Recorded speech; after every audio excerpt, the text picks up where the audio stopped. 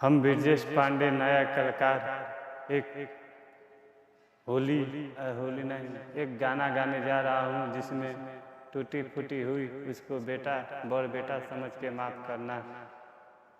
अरे अब की के लगन में माथे मोर चढ़ा दना, अब की के लगन में माथे मोर चढ़ा दना।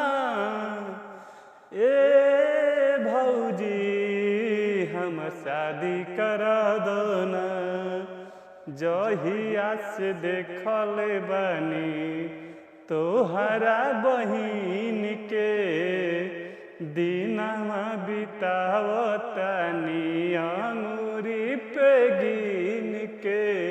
कौनो बहाना उनका से हमरा के मिला दो ना, कौनो बहाना उनका हमरा से मिला दो ना।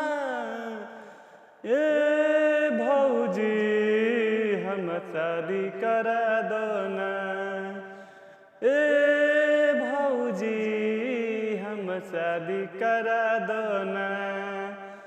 अब की के लगन में माथे मोर चढ़ा दो ना, अब की के लगन में माथे मोर चढ़ा दो ना।